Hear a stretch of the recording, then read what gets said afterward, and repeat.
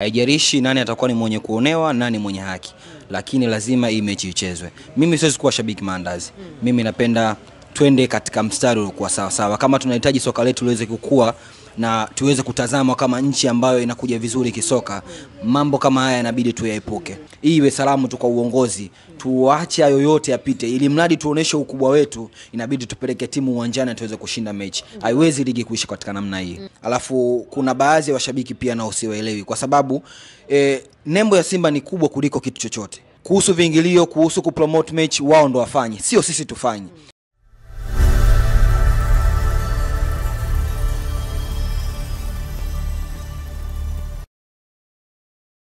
Yes, karibu ndani ya 6 Sports, na wakati huu unakuwa nami Mwanaisha Lukaka, ni beki hisiki na machachari Afrika Mashariki na Kati, ambaye anahakikisha na kuletea yale yote ya michezo ambayo kwa hivi sasa yanaendelea kufanya vizuri zaidi ndani na nje ya mipaka ya Tanzania. Kubwa zaidi siku hii ya leo, ligi kuu Tanzania bara inaendelea kutimua vumbi, michezo yote inachezwa, yani kwa kumaanisha mechi zote siku hii ya leo zitapigwa tukiwa tunaelekea kutamatisha msimu wa ligi kuu Tanzania bara, huku ile dabi ya Kariakoo ikiwa imesogezwa mbele mpaka tarehe 25 mwezi huu wa 6.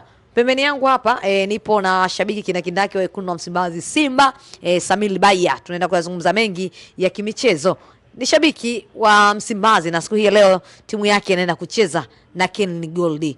Lakini swala la dabi, msimamo wao kama mashabiki, watapeleka timu ama vipi? Kwa upande wa uongozi wenyewe paka hivi sasa upo kimya. Samil, uko poa?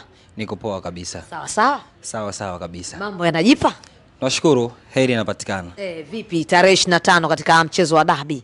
Mtapeleka timu ama ndo kama vile tunavyoona katika mitandao mbalimbali ya kijamii, mashabiki wa Simba baadhi yenu mkiwa mnasema kwamba hamtaenda kupeleka timu, lakini wengine wanataka timu iweze kuingia uwanjani na kwenda kuonyeshana ule wanaume 11 huku 11 huku, kuzigombania alama 3 muhimu. Kwako wewe maoni yako ni yapi? Nafikiri kwa upande wangu mimi, ili mradi soka letu liweze kwenda mbele, lazima mechi ichezwe. Haijalishi nani atakuwa ni mwenye kuonewa, nani mwenye haki, lakini lazima hii mechi ichezwe. Mimi siwezi kuwa shabiki maandazi. Mimi napenda twende katika mstari uliokuwa sawa sawa. Kama tunahitaji soka letu liweze kukua na tuweze kutazama kama nchi ambayo inakuja vizuri kisoka, mambo kama haya inabidi tuyaepuke. Kwa hiyo tukiweza kuanza kuweka zile bato ya mimi ni mkubwa kuliko huyu, sifikiri kama tutaweza kusonga mbele. Kwa hiyo mimi kama shabiki, kama mpenzi wa Simba, ningetamani timu yangu iende uwanjani ucheze, kwa sababu timu yetu ina wachezaji wazuri, tuko katika performance nzuri, tunaweza kumfunga mtu wote na sehemu yoyote. Kwa hiyo sidhani kama kuna haja ya kuweka haya makando kando. Nafikiri hii iwe salamu tu kwa uongozi, tuache hayo yote yapite, ili mradi tuoneshe ukubwa wetu. Inabidi tupeleke timu uwanjani tuweze kushinda mechi. Haiwezi ligi kuisha katika namna hii. Unawaambiaje sasa baadhi ya mashabiki wa Simba ambao wanasema ama wao wapo tofauti na mawazo yako, wanasema wao wakimaliza mechi zao 2 basi hawataenda kuisupport timu yenu ya Simba siku ya mchezo huo wa tarehe 25, lakini ukiwatazama katika ukurasa rasmi wa Wekundu wa Msimbazi Simba hakuna taarifa yoyote walioitoa baada ya mchezo huu wa dabi kusogezwa mbele? Kuna namna uongozi unajaribu kuelewa, alafu kuna baadhi ya washabiki pia nao siwaelewi, kwa sababu nembo ya Simba ni kubwa kuliko kitu chochote, na ile mradi uoneshe ukubwa wako, kuna wakati unabidi ufanye maamuzi ya ukomavu. Tupeleke timu uwanjani, tucheze, tuonyeshe kwamba sisi sika na kwamba tunawakimbia, ila tunahitaji mtiririko mzuri uweze kufuatwa. Na kuhusu Simba kuto kupost au kuto kutoa taarifa yoyote kuhusu mechi ya tarehe 25, nafikiri wao wanawaacha wenyeji wa mechi waanze kuorganize kila kitu. Sisi tuwe kama wageni. Kuhusu viingilio, kuhusu kupromote mechi, wao ndo wafanye, sio sisi tufanye. Wao wanajisi ni wakubwa, basi wafanye. Sisi tutarespond kama wageni na tutapeleka timu kama wageni. Mimi naomba uongozi wakae chini watathmini juu ya hili. Tusiyafanye mambo ya katika uswahili zaidi. Kwa kuwa viongozi wamekaa chini, wamezungumza na wamepeleka mechi tarehe 25, basi kuna uhakika mkubwa wa timu kwenda uwanjani. Na kingine labda hii iwe salamu tu kwa wale viongozi ambao wanachukua madaraka katika kusimamia swala la mpira. Kuna watu wamejiuzuru, kuna watu wameachia nafasi zao kuepuka hili, yani kupisha hili jambo ambalo limetokea hapa katikati. Lakini hata hao viongozi wanaokuja, kama itafuatwa mtiririko huu, nafikiri haya madudu hayatoisha. Nafikiri kuna swala moja ambalo kwa upande wangu naona likirekebishwa inaweza kwa kiasi kikubwa ikapunguza haya matatizo ambayo yanatokea kwa wakati huu. Timu ya Simba na Yanga na timu zingine ambazo kidogo zinajiweza kiuchumi, ukimpiga faini ya 500,000, faini ya milioni 1, actually hujamkosoa kitu chochote. Yaani kiasi kwamba anaweza katokea shabiki tu pembeni mwenye pesa yake akalipa ile faini. Lakini kama hizi faini zingekuwa ni kubwa, hebu imagine kwamba mtu unampiga faini labda milioni 200. Ni fedha ambayo inaweza kumsajili mchezaji. Hata viongozi wanaweza kukaa chini wakasema hatuwezi kufanya jambo hili la kipumbavu, faini milioni 200 tunaweza kwenda Ghana, tunaweza kwenda wapi tukamchukua mchezaji ambaye akatufaa msimu mzima. Lakini faini ya 500,000, faini ya 50,000, faini ya milioni 1, timu zetu hizi zinaweza kuafford pasipokuwa na matatizo yoyote. Kuna nafasi ya viongozi na wale ambao wenye mamlaka ya michezo kukaa chini kuzitafakari hizi faini. Na tatizo hili limetokea kwa sababu ya hakuna ile tuseme adhabu kubwa ambayo timu inaweza kaifikiria. Nafikiri klabu ya Yanga iliweza kufanya vile kuwazuia Simba kuingia uwanjani wakiamini kwamba faini yake ni 500,000 kama sikosei. 500,000 au milioni 1 siwezi kujua moja kwa moja kwa sababu sina details kamili.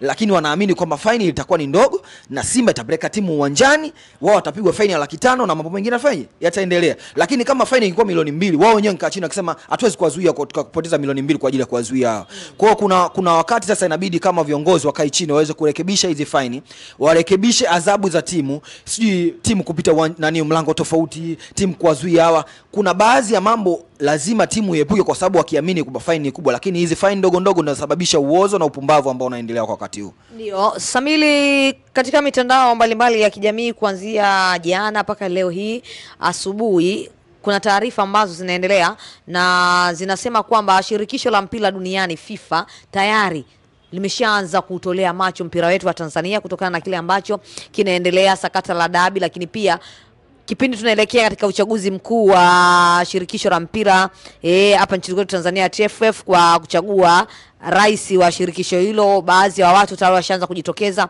kwenda kuchukua fomu.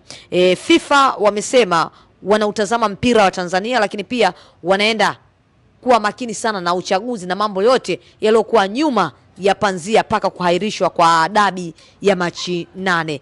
Kwa hili ambalo linaendelea hivi sasa katika soka letu la Tanzania, tupo salama kiasi hicho ama ile dosari tayari imeshaanza kuingia? Tuliona nchi kama Kenya tayari walishawahi kufungiwa na FIFA kuto kujihusisha katika ile michezo ya kimataifa kutokana na masuala kadhaa ambayo yalikuwa yanaendelea katika mpira wao. Lakini kwa hivi sasa Tanzania, kwa hili sekeseke lililotokea hapa, ina ishara gani?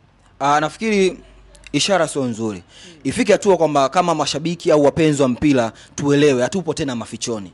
Tupo katika dunia ambayo watu wanaitazama nchi yetu kwa sababu performance wachezaji wetu wanaenda nchi za nje, wanaonesha viwango vikubwa, Mbwana Samata, Nova na baadhi ya wachezaji wengine wakubwa ambao wanaenda nchi za nje. Kwa hiyo dunia inatutazama katika nchi ambayo inakuwa kimpira. Kwa hiyo viongozi na mashabiki tusijione kama tupo mafichoni eti tunafanya mambo yetu tunajitazama sisi kama sisi. Kuna watu ambao wanatutazama kama hivyo umesema kwamba FIFA wanatutazama sisi. Kwa lazima tukue kimpira na kiakili na kimaamuzi pia. Tusifanye mambo kiutoto na Kiswahili. Umenielewa? Kwa hiyo kwenye swala kama hili lazima wewe ambaye kiongozi ambaye unajihisi una uwezo kwenda kugombania nafasi ya urais na au nafasi nyingine yote ambayo unataka kwenda kuchukua fomu kwa ajili ya kugombea, lazima uelewe kuwa Tanzania imekuwa. Jitathmini mwenyewe kabla sisi hatuja kutathmini. Usije ukaenda kuchukua kwa sema nikikosea nitajiuzuru, maisha mengine yataendelea. Lazima tupate kiongozi ambaye ana future na huu mpira wetu. Ana malengo mazuri na mpira wetu. Ili mradi mambo haya yasiendelee zaidi ya hapa. Tufike hatua kwamba tuwe mfano wa kuigwa katika Afrika Mashariki na kiafrika kiujumla. Wenzetu wanakuwa, wenzetu wanaendelea, wenzetu wanaperform zaidi ya sisi. Kwa hiyo tukianza kuleta uswahili sidhani kama tutafikia kwenye malengo. Leo ligi kuu Tanzania bara inaendelea katika michezo yote, lakini Young Africans wapo kule Mbeya dhidi ya Tanzania Prisons, lakini kwa upande wa wekundu wa Msimbazi Simba mnaenda kucheza mchezo wenu saa 10 dhidi ya Kenley Gold ambao tayari washaumaliza mwendo ndani ya ligi kuu Tanzania bara. Unaenda kuwa ni mchezo wa namna gani haswa? Nafikiri mechi itakuwa ni ya upande mmoja. Ken Gold wao washamaliza, hawana cha kupoteza. Kwa hiyo pressure kubwa itakuwa kwa sisi Simba, ambao kwa sasa hivi kilichobakia hata mentality ya wachezaji kwamba kila mmoja ashinde mechi zake. Hiyo mechi ya tarehe 25 itakapofika tuwe tumemaliza mechi zetu ambazo pointi 3 muhimu zinahitajika. Tuna mechi 2 ambayo kuna Ken Gold na mechi inofuata, kwa hiyo pointi 6 muhimu ambazo zinahitajika. Kwa hiyo pressure kubwa itakuwa kwetu, na naamini kikosi chetu kipo vizuri na tuna uwezo wa kushinda. Mimi naamini Simba anaweza kushinda mechi kokote kwa wakati wowote. Kwa hiyo sina shaka juu ya hilo. Alama 3 muhimu. Kila mmoja ashinde mechi zake, tutakutana tarehe 25. Nafasi ya Simba kuchukua ubingwa msimu huu? Of course nafasi ipo na tuna kila sababu. Tuna kila sababu ya kuchukua ubingwa safari hii. Nyama Simba atanyanyua kwapa. Yaani bila shaka, sina wasiwasi juu ya hilo. Ndio ubaya ubwela. Yaani ubaya ubwela. Shukrani sana Samil Baya. Mimi nashukuru, ila lai kwa uongozi. Tuna nafasi ya kuonesha ukubwa wetu hasa kimaamuzi. Wao waligomea, sisi tusiwe wao. Sisi tuwe sisi na slogan yetu iendelee kuwa pale pale. Na hatuwezi kuchukua ubingwa bila kumaliza mechi zetu. Tumalize mechi zetu, haijalishi itakuwa kwenye mvua, kwenye jua, kwenye nini, lakini lazima tumalize mechi zetu. Shukrani sana. Asante sana.